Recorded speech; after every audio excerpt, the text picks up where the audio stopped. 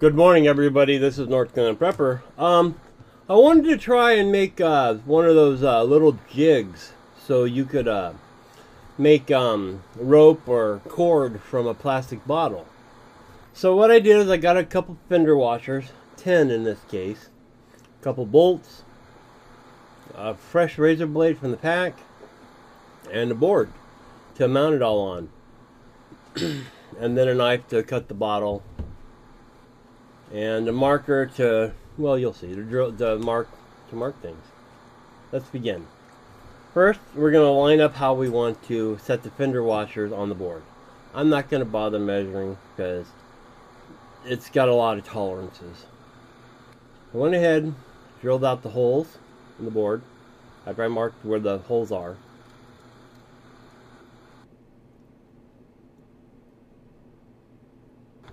Okay, so we got that marked out. Went ahead and just drilled them through. Then I'm taking out 5 washers. Now the amount of washers you have determines how thick your cord is. And this worked out to about a 1/4 inch.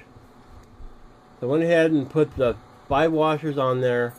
I went ahead and put the bolt through and went ahead and tightened it on. Just barely finger tight at this point. And then I repeated it with the other side as well.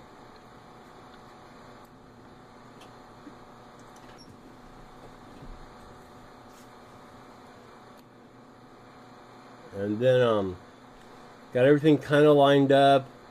I looked and saw where I wanted to adjust it. Excuse me. And then I went ahead and I inserted the razor blade. You could insert either way, but with this blade it was better to be inserted backwards, so we'd pull through it. And I have 4 washers and then one on top to clamp it down. So it says just like that. Go ahead and tighten it up, hand tight a little bit, get everything right. You can measure it if you want. I didn't. It was about 1/4 inch. And go ahead and tighten up the bolts on it to clamp it down and apply your clamping force. Alright, next you're going to take your bottle and just cut a straight line. I use the line already in the bottle, so I just cut it flat right there so it would ride level on the board. And then I put it in my vise and I fed it through a little bit to get started, as you can see there. And you just want to put a little bit of downward pressure, about the amount of the weight of your hand to do it. And then go ahead and give it a pull. It'll take a couple turns to kind of get things set up in there right. You could put a dowel in here. I didn't bother, but you could put a dowel in there if you wanted to let it spin on that.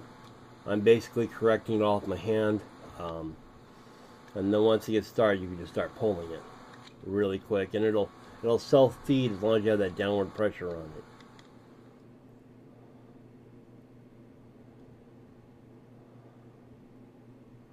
So that's pretty much it. It gives you all the cord here.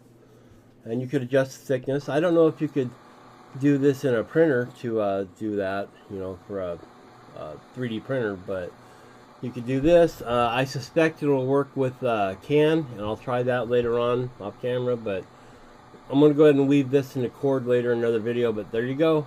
Please rate and subscribe. It's a real simple thing to do. So y'all have a great day. North Carolina Prepper out.